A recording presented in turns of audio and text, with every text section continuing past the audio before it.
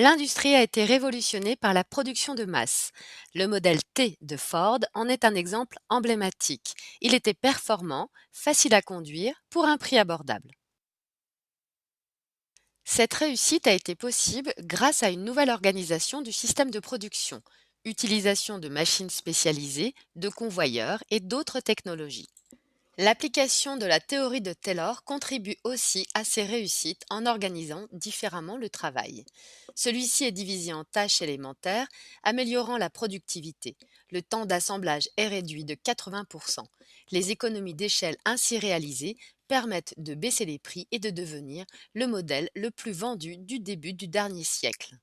Le modèle T, cependant, ne proposait aucune variante, pas même la couleur. De nos jours, les besoins et envies des consommateurs ont évolué. Le client souhaite un produit qui lui ressemble en gardant une qualité élevée et un prix bas. Les entreprises cherchent donc un avantage concurrentiel en se rapprochant des besoins du client. Aujourd'hui, Ford dispose de près de 4 millions de variantes de ses produits. So what is mass customization? Well, the essence of mass customization is to recognize that you have a portfolio of customers. Every one of them individual, every one of them unique, every one of them deserving to get exactly what they want at a price they're willing to pay. And then you have a portfolio of capabilities. These are the things that you know how to do for customers. And the key to low-cost, efficient, high-volume customization is, in fact, modularity. Modularity. When you think of modularity, think of Lego building bricks. What can you build with Legos? Anything you want.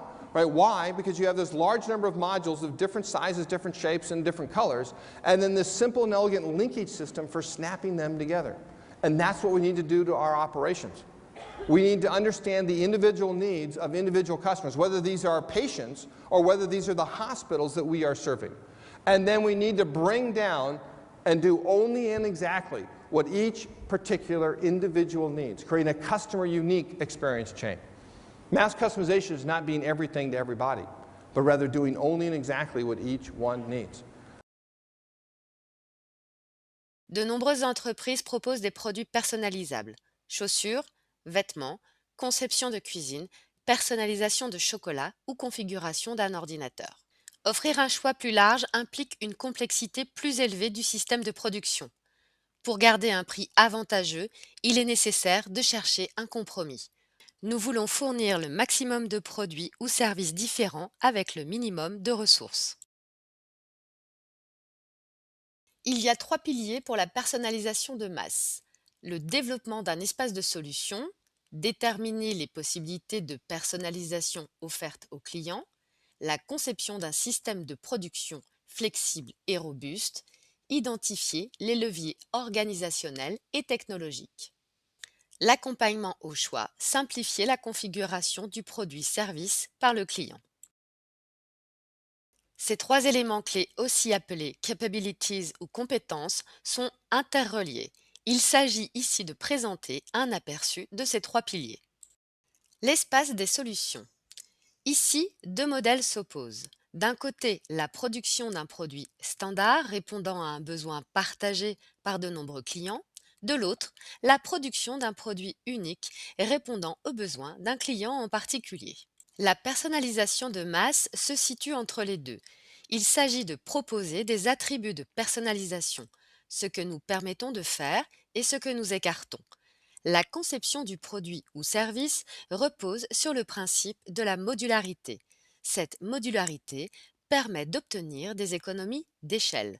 La ligne de production doit être pensée en même temps que l'espace des solutions.